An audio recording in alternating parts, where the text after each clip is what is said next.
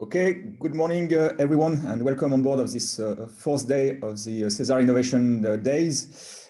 I hope you continue to enjoy our program. We have another interesting day ahead of us today. And for this opening today, I'd like to welcome on board Olivier Jankovec, who is the Director General of ACI.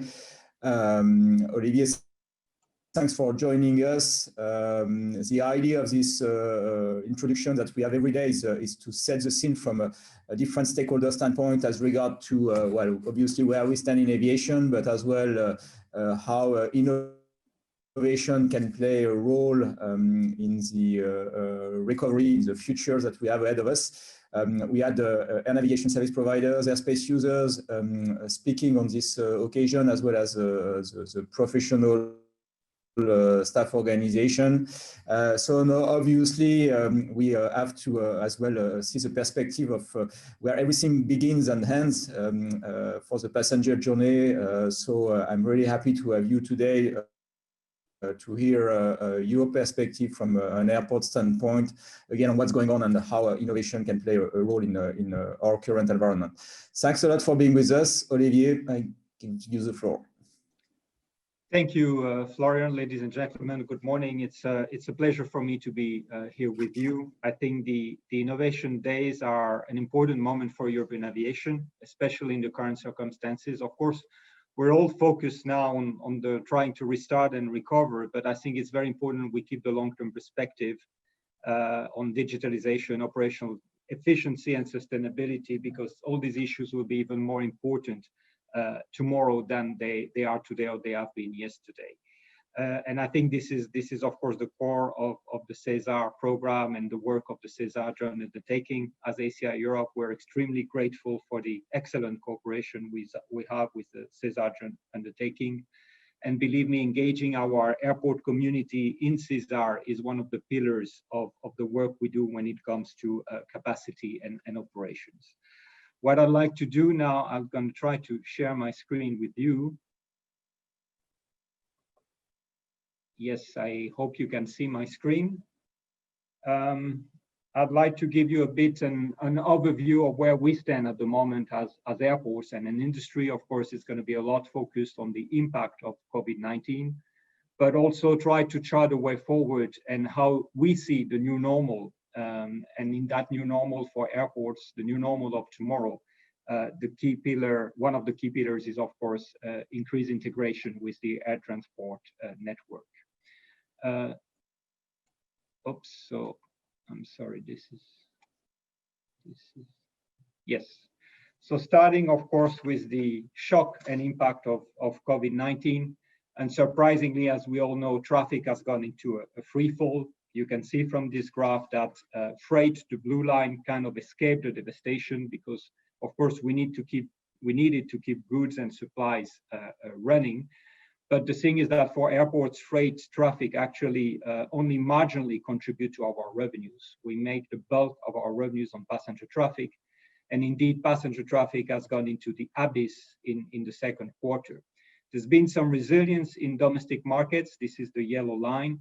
But all in all, in Europe, the size of domestic market is rather small, especially when you compare Europe to other regions of the world, notably North America and Asia. And that is why actually, indeed, Europe's airports have been the hardest hit by this crisis compared to their peers in other world regions. Clearly, when we look at the different segments, of course, the airport industry, there's no winner.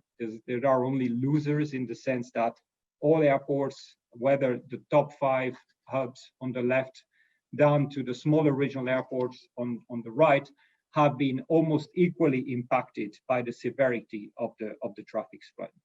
At the moment, we're going through a second wave of COVID, and that means we are taking a second dip in terms of passenger traffic figures from a top recovery level, so to speak, of minus 71% mid-August.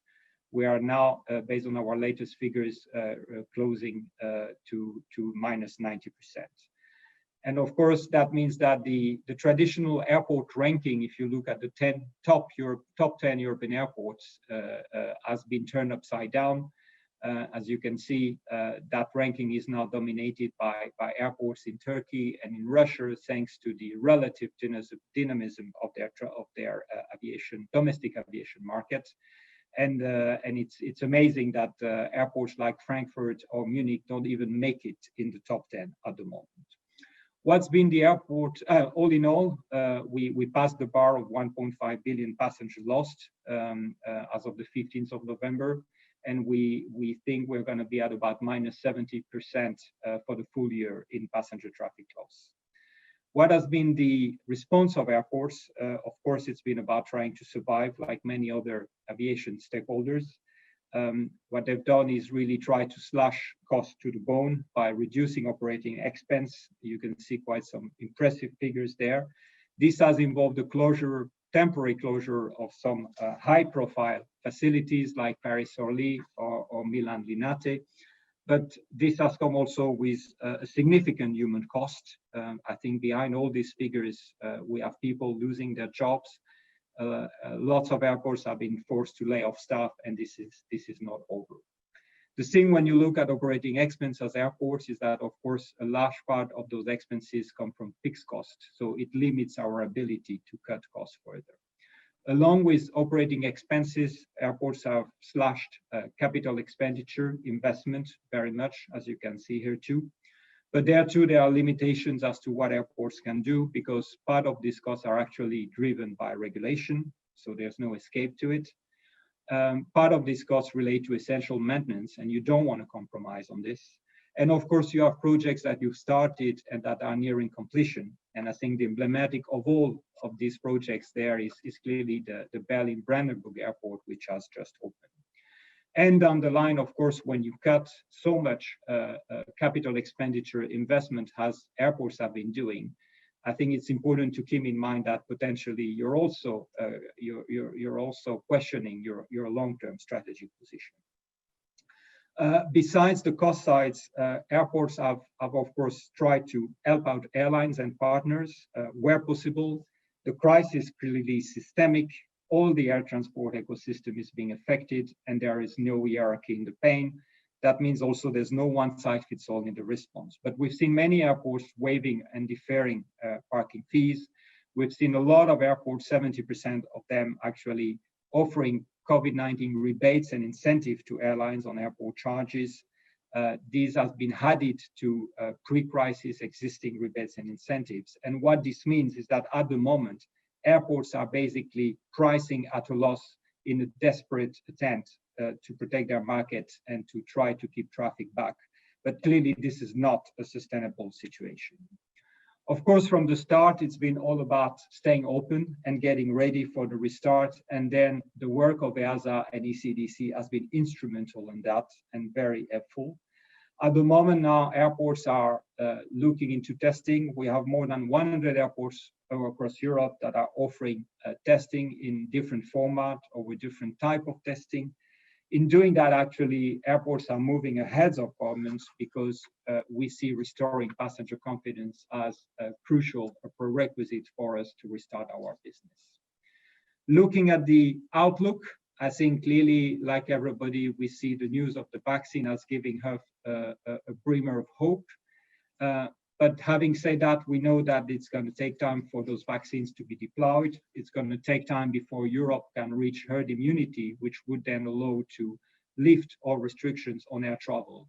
So that means that in the meantime, and I think for most of next year, our outlook will remain dependent on the evolution of the epidemiological situation, on the travel restrictions and quarantines. And that means that our horizons is shifting continuously and that we're facing unprecedented uncertainty. And that, of course, for the moment, this is how our terminals look like, mostly empty. And indeed, if we look at what airlines have announced for the coming weeks, clearly we see they've taken out capacity that they had initially planned to put into the market. So under these very difficult circumstances, it's clear that Europe's airports are facing acute business continuity risk. At the moment, Europe's airports are burning cash to the tune of 350 million euro per week. Mind you, this is better than where we were in the second quarter, thanks largely to the massive cost cutting I've mentioned. but we have 193 airports facing insolvency in the coming weeks and months. And we have our larger airports having taken on debt to also unsustainable level. Against that background, the response of governments has been wholly inadequate. Why? Because we've seen governments focusing their financial support selectively on some airlines, and not much has been done for airports. Besides our own business continuity risk, I think this carries risk to the integrity of the single market, and also risk to society, because airports are essential instruments of local and regional developments. Looking ahead, we know the recovery will be slow and uncertain. We don't see a return to 2019 passenger traffic levels before 2024 or 2025. And indeed, we know that the recovery is driven by significant demand pressures. First, because we live in a time of anxiety. People are generally worried. Many experts say this is the worst period in that regard since the Second World War, that this situation now is much more stressful for people than the global financial crisis, because COVID-19 touches on the physical integrity of people. And that means that there's a lack of confidence and trust in governments and in businesses. And there's changed behavior, of course, with a lot of staycations or increasing demand for second homes, as an example, which possibly comes at the expense of future demand for air travel. At the same time, we know that there's going to be reduced disposable income in the recovery. I think clearly we're facing deep recessions, massive unemployment. That will also impact demand for air travel. We know the long-haul market will be very long to recover.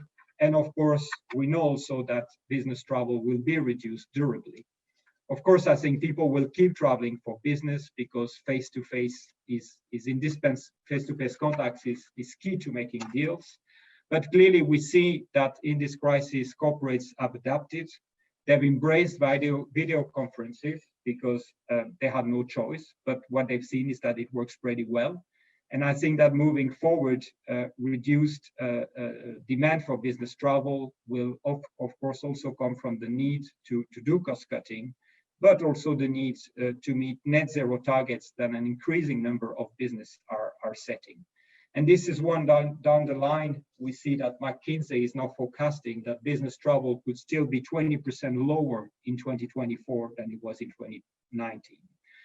So there, clearly, we see in the recovery that VFR, leisure and shorter trip will be king, and this is what is going to shape network and route development. So a lot of pressure on demand, but in the recovery, we also have to deal with a supply shock, because airlines have made deep capacity reductions. At present, 30% of the narrow-body fleet in Europe and 40% of the wide-body fleet in Europe are grounded. And we know that not all these aircraft will go back into operations. Airlines will be very much risk-averse in the recovery in terms of putting back capacity on the market, developing their network, and they will be yield-focused. So all in all, I think this means the recovery will actually not be about going back to the market of 2019. All the aviation ecosystem has been structurally hit. So what we're heading for is a new normal with changing fundamentals and changing market structure. And for airports, it will start with a new operations normal, in the sense that just the way that 9/11 changed aviation forever, and airports in particular, we think that COVID-19 is probably going to do something similar, because the new imperative is all about health, safety, and wellness. And that will lead to a very different passenger experience. We can already see that. Down the line, this impacts our processes, our premises, and our staff. And this will also impact our capacity, as a recent study from Eurocontrol has revealed. Looking at the airlines, we see low-cost carriers as the winners out of this crisis, relative with a question mark. I'll come to that in a minute. Clearly, we see large low-cost carriers having the strongest balance sheets and liquidity, allowing them to survive this for many months ahead. Their product offering is perfectly fit for the post-COVID-19 era, as is their cost management and their agility. And especially, I think Ryanair and Wizz Air are bound to be the structural winners out of this crisis. You will have heard about the news of Ryanair moving forward, ordering 75 737 MAX. Wizz Air have about 250 A321 on order at the moment. So we certainly expect those carriers to increase their market share. There's a caveat. The caveat is that we've seen the concept of the flag carriers making a comeback, because somehow in this crisis, aviation has become again the business of states. That is taking us back 40 years. And we don't think that's good news, because this comes with a lot of risk in terms of policy and regulatory bias. And it might actually be counterproductive in terms of the ability of those network carriers to restructure when we know that their future is about hybridization. Finally, I think we know also that the new normal is likely to be about lower traffic growth. I'm not talking here about something like peak air travel in the sense that air traffic would stop increasing, but I think we need to be realistic. We are seeing several powerful and structuring determinants that are combining to reduce demand for air transport.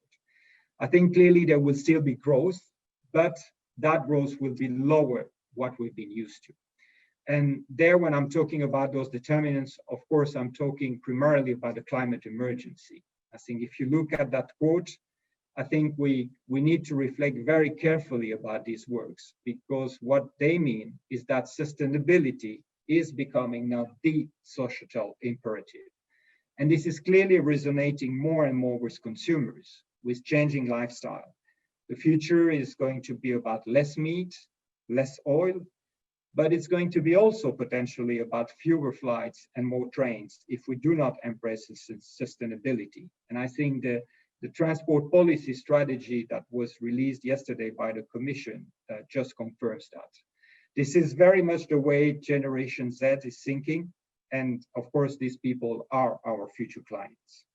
At the same time, this comes together with a pushback against globalization. It's nothing new, but we think it's not going to go away.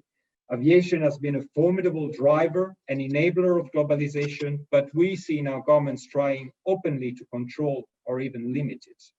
And we see also the shape of globalization changing in the sense that it's much more about digital trade and less about physical trade, which of course impacts demand for air transport.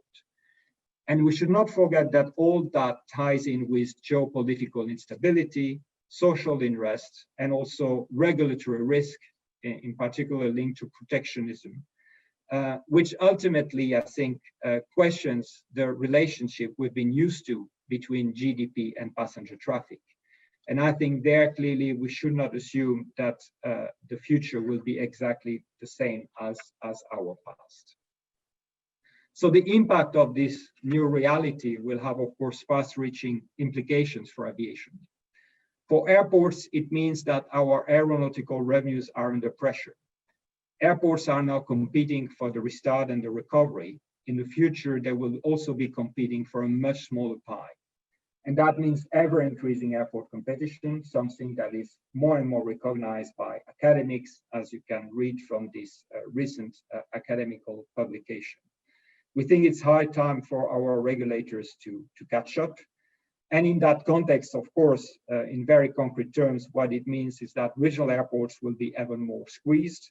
Many of those airports were already facing structural profitability issues before the crisis. Things are not going to get easier for them. But there's also a question mark about the future for hubs.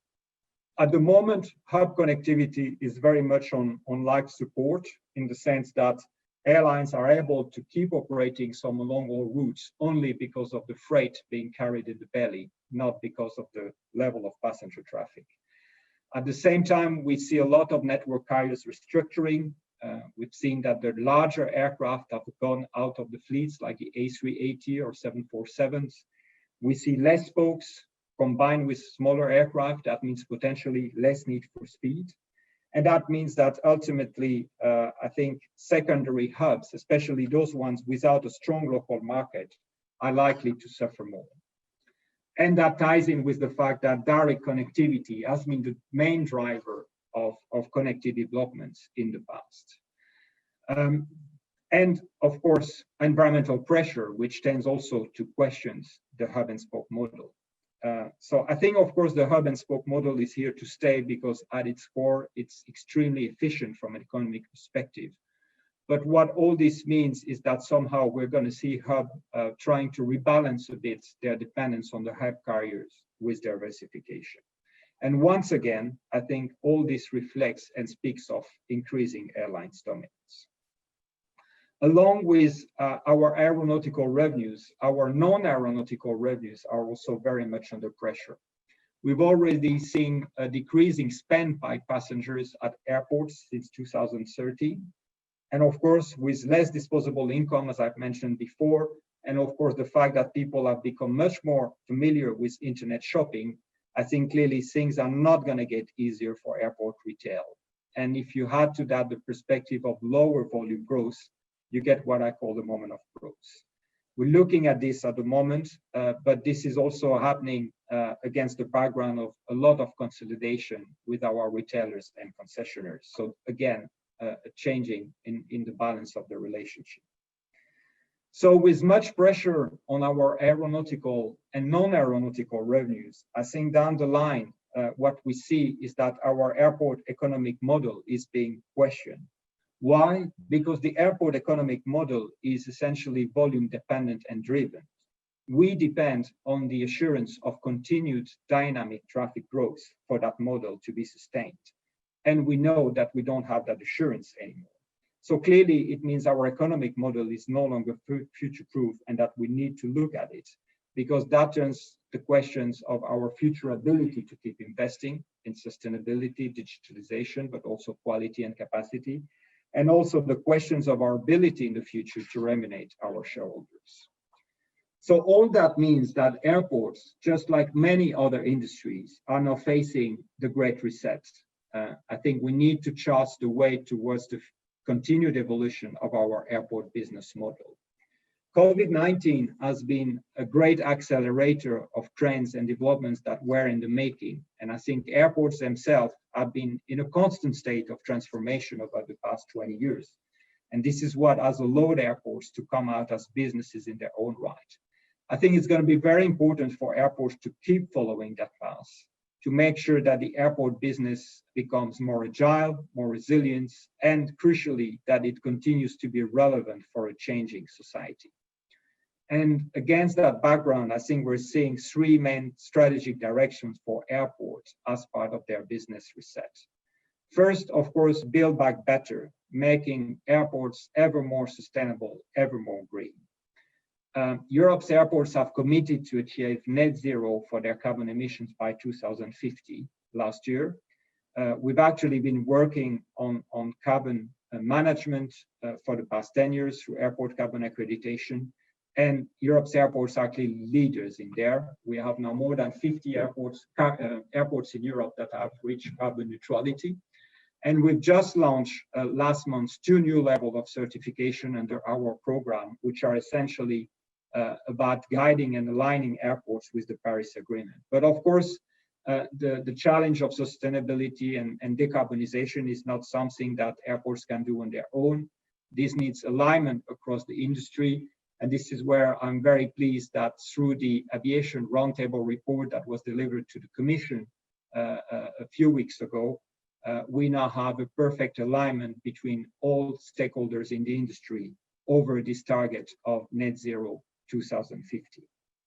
But for airports, sustainability is also beyond, looking beyond decarbonization. That's why as ACI, we've just relaunched our sustainability strategy for airports, which is about guiding airports to become agents of social inclusion.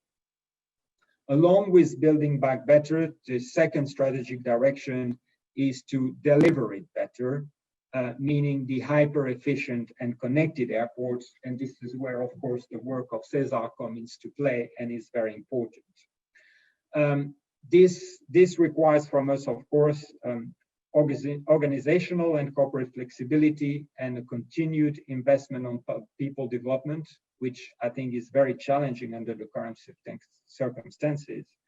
But clearly it means that we need to be able to leverage data and technology, especially when it comes to touchless biometric sanitization, or also remote health monitoring, which will be what we will have to do. And clearly their data management and better data analytics will be key. That's why we're also pursuing our agenda for operation integration with ATM. I think this is core to becoming more efficient. In that, we see data exchange as a two-way street between ANSPs, airports, but also with airlines. And we're very keen to see ANSPs becoming more active and more engaged in our airport operations plan and our airport operations center. And this is where we attach also a lot of importance to the work that the network manager is doing with Eurocontrol. Becoming more efficient will need also potentially looking at the prospect for airport alliances, airport networks, or even airport consolidation. This is still in its infancy, but clearly this is something that should allow us to rebalance a bit the relationship with airlines. And that might prove to be the only solution for those smaller regional airports to be able to survive. Finally, the third strategic direction is about expanding the pie. And what I mean by that is a new look at our revenue generation capabilities, starting with our aeronautical charges. It will be all about the user-based principle. This is a cornerstone of green policies. There's going to be no escape to it. And again, the new transport policy strategy released yesterday by the Commission is very clear about that. But we feel this is something that our regulators still need to align with, because expecting airports to become ever cheaper is simply not realistic. And the old days when airports were used as instrument of airline subsidization are over. That means that we need to be enabled to move towards flexible, dynamic, and market-driven pricing. I think we need the freedom to do that, including doing bilateral agreements with airlines. And down the lines, this also fits perfectly with the sustainability imperative.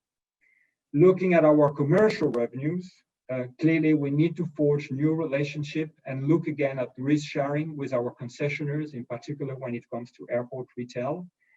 And we need, beyond our concessionaires and beyond the brands, to finally tap into the potential of developing our commercial revenues with airlines through, of course, better data management. This is something we're not doing yet. I think down the line, the three strategic directions I've outlined require, of course, a new paradigm in terms of industry cooperation. Is that possible? Is that realistic? I think we all have our share of responsibility there. But clearly, I think we will need also regulators to play their part and to better incentivize that cooperation, to be better market-driven and also more agile. Down the line, I think this strategic direction is what will be needed to take the European airport model to the next level. And of course, that will mean that as airports, we will continue with this model to be B2B businesses, but also B2C businesses, and increasingly B2B businesses, what we call business to people. This is in the end about creating more value and trust for all stakeholders.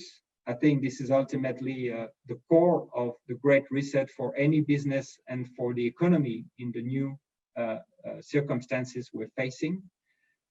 I'm convinced that airports have the DNA for that, because airports are by essence global business who care. Thank you very much for your attention.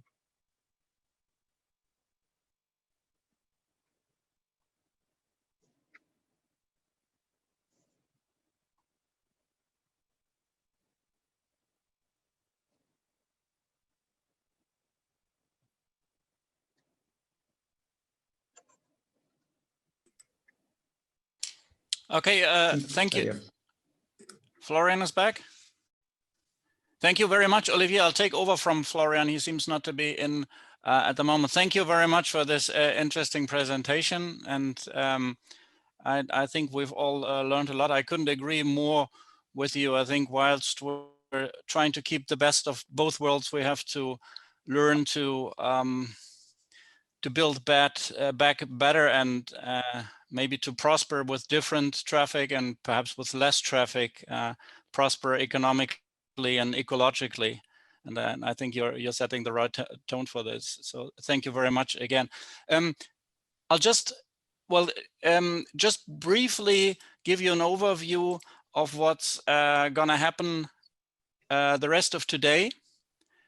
We have in this morning session now, we will have 2 technical sessions, one on machine learning and one on UAS and UTM, following right after this welcome session.